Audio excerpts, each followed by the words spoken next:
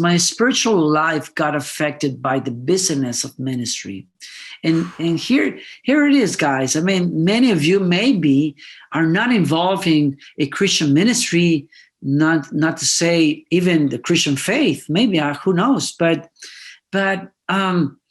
being involved in ministry doesn't necessarily mean that you are experiencing a healthy spiritual life. So that was my case. At a certain point in my life, I began to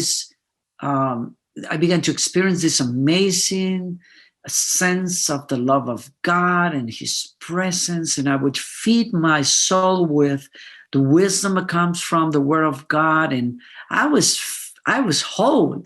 At least that's what I thought. But then eventually, as I became busy, I began to just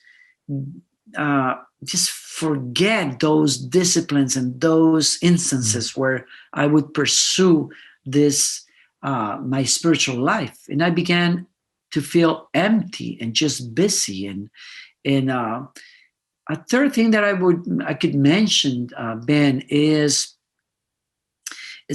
men try to compare or to find value on the things that we do. And by doing certain things, you can call it getting married, a professional, whatever, a minister, you try to equate, if I can say that, you try to compare and find value in those things and forget your own value as a person, as a human being, and mostly as a children of God.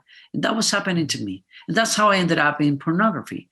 My friend, my pastor, my counselor during that time ended up telling me, Danilo, if you love God's presence because that presence gives you a sense of value and purpose, and if you forget that connection with God, then you're going to try to find significance and a sense of belonging and value through a corrupted way. And that's what pornography is.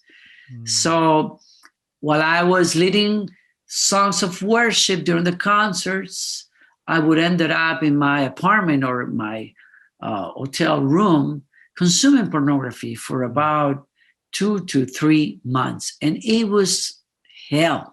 It was miserable.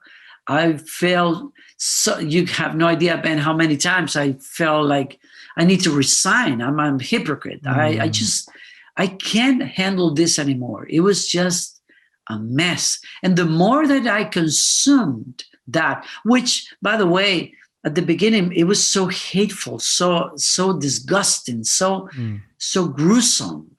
Even in some cases, it was just, while I was consuming that, I began more and more and eager to consume more. And that brought me to a existential conflict where I said, how could I want to consume something that is so disgusting and so void, but at the same time, it feels something within me. It gives me an energy that I didn't know that I needed.